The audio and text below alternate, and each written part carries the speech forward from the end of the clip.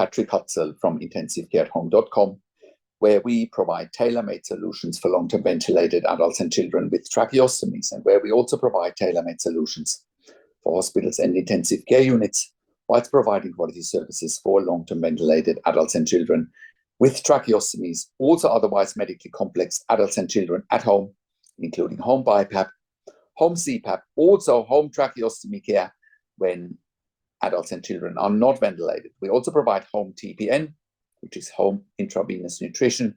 We provide IV potassium, IV magnesium infusions at home, as well as IV antibiotic infusions at home.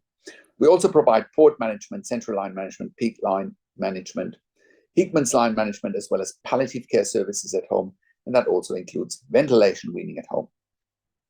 We also send our critical care nurses into the home for emergency bypass services, which we've done for the Western Sydney Local Area Health District, the In Touch program, as part of a successful tender in the past where we avoid ED or emergency department presentations. Now, today, I want to comment about a case of the NDIS where there were recent funding cuts, and I just want to play a media report.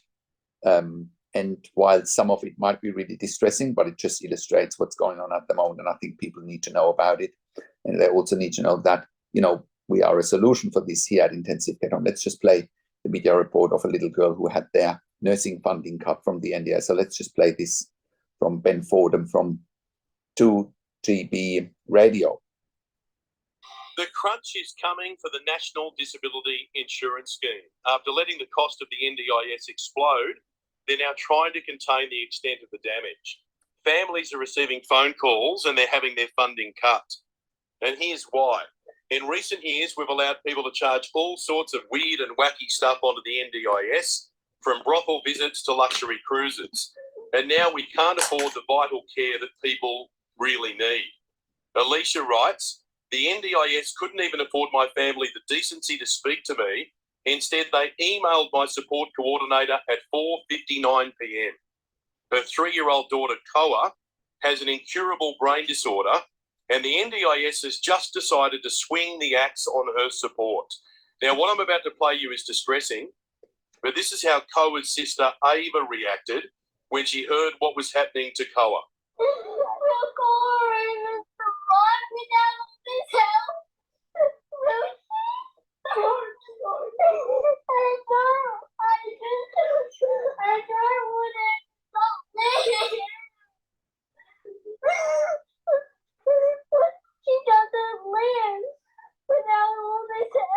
She doesn't live without all this help, she said. Will Koa even survive without all this help?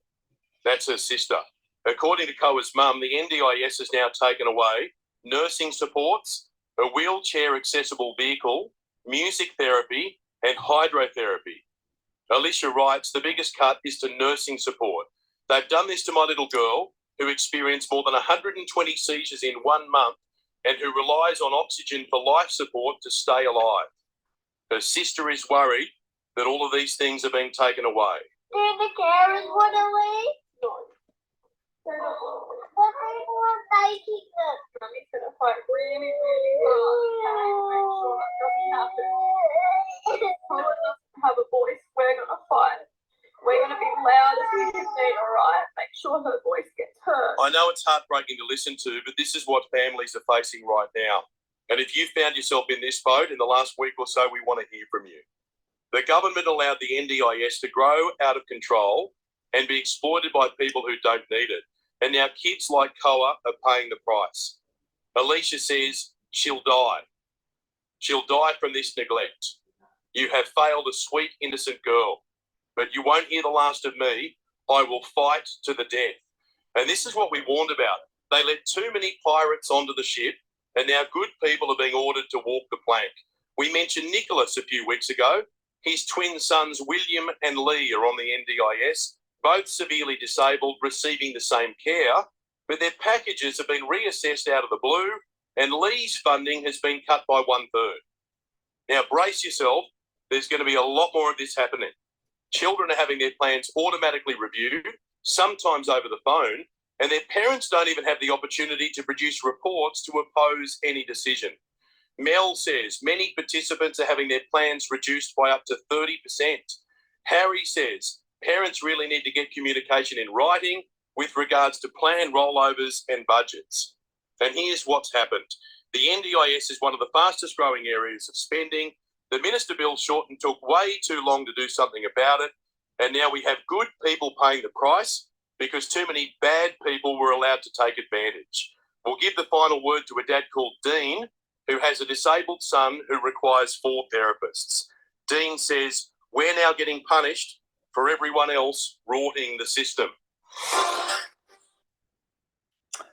Okay, so obviously that is absolutely heartbreaking what's happening here with Koa, little Koa and her family.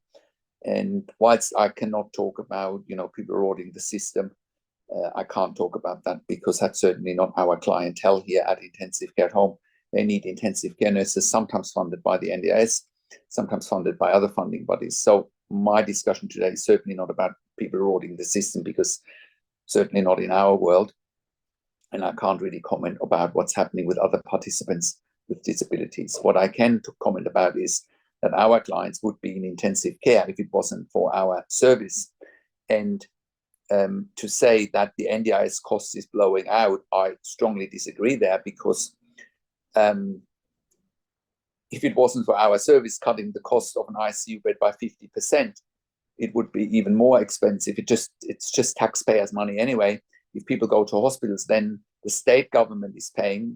The NDIS is obviously federal government funding, but at the end of the day, it's all taxpayers' money. So the notion that the NDIS cost is blowing out, I strongly disagree with, because we are saving the healthcare system millions of dollars every year by sending patients home instead of them living in intensive care, taking up a $5,000 per bed day intensive care bed, right? And this is obviously what's happening here with Koa.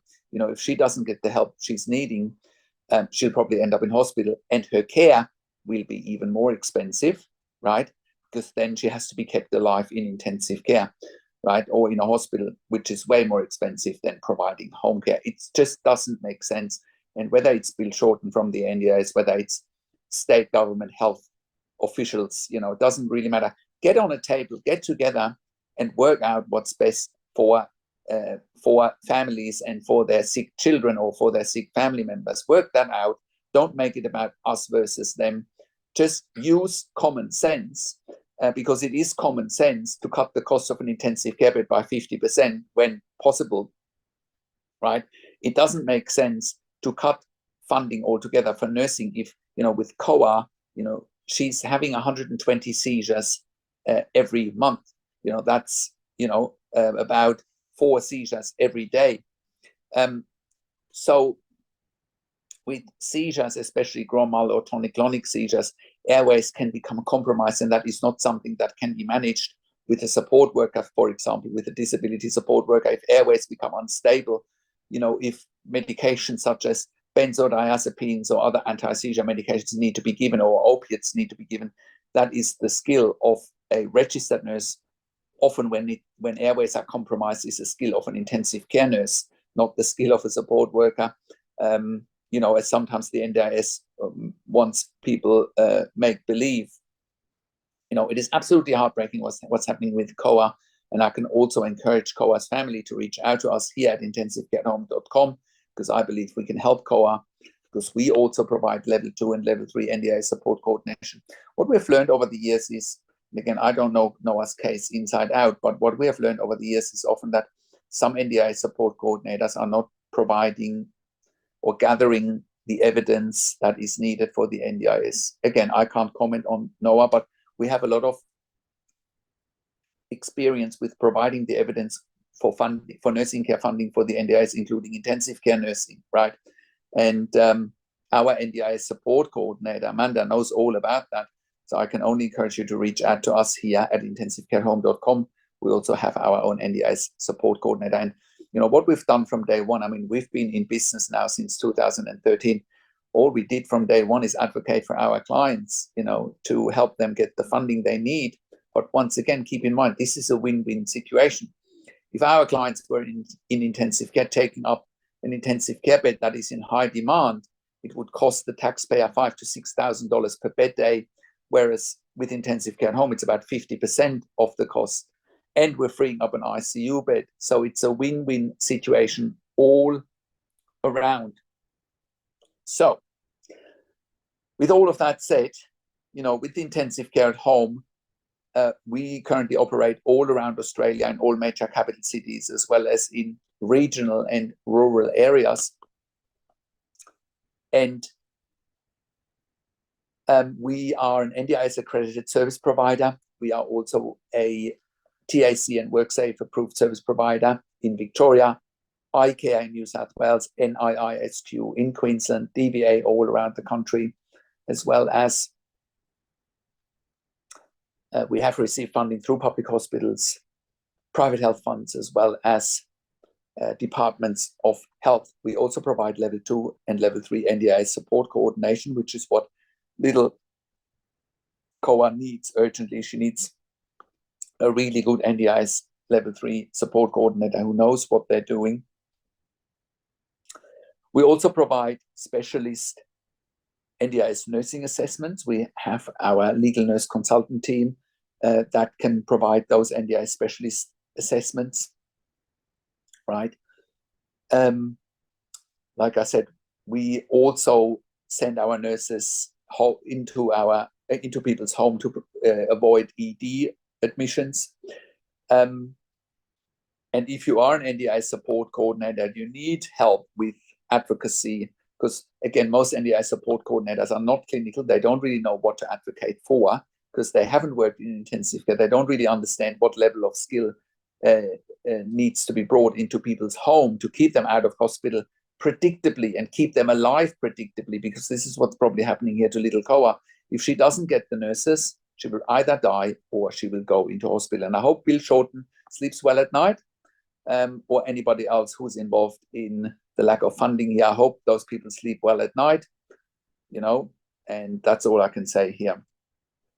Now, you're watching this and you might be at home already and you might realize that you don't have enough support at home. Then once again, I encourage you to reach out to us as well. We have helped so many families with intensive care at home to turn the funding around, making sure they get the intensive care nurse. You might be at home already and you might realize, hey, whatever I've got here is not working. The NDIS is trying to give me support workers for intensive care nursing work. That's definitely not going to work, because that's like flying the airplane with the cabin crew instead of the pilot.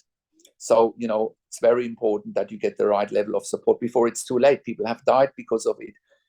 When the NDIS is not coming to the party with the right level of funding, people have died because of it. And we have all the evidence to back up what I'm saying here.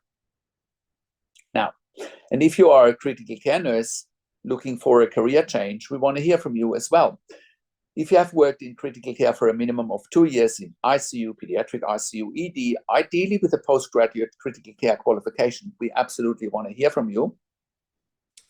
And we currently have jobs all around, in Melbourne, Sydney, Brisbane, but also in Bendigo in country Victoria, as well as in Warragul in country Victoria. We want to hear from you. We also have jobs in Albury, Wodonga on the Victorian-New South Wales border.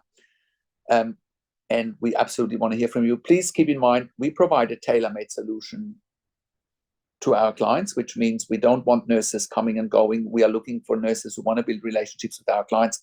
We're looking for nurses that we can build a relationship with, that want to work in the community. We are not a nursing agency where people come and go. We want regular staff and our clients want regular staff. So please keep that in mind.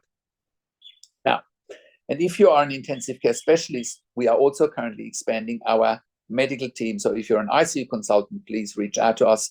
And if you're an intensive care specialist, ICU consultant working in ICU, and you have bed blocks, for long-term patients in ICU, adults, children, long-term ventilation, tracheostomy, palliative care, we want to hear from you as well. We can help you eliminate your bed block and you don't even pay for it.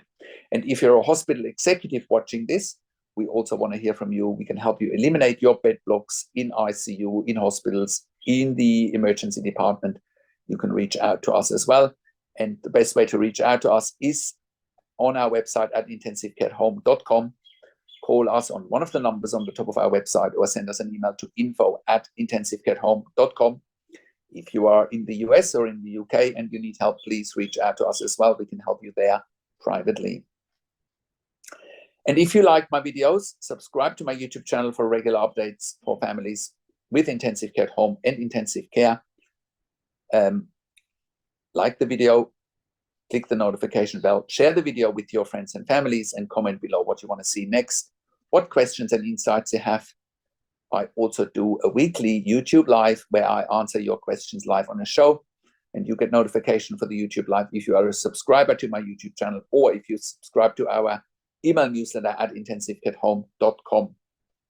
Thank you so much for watching. This is Patrik Hutzel from intensivecareathome.com, and I will talk to you in a few days. Take care for now.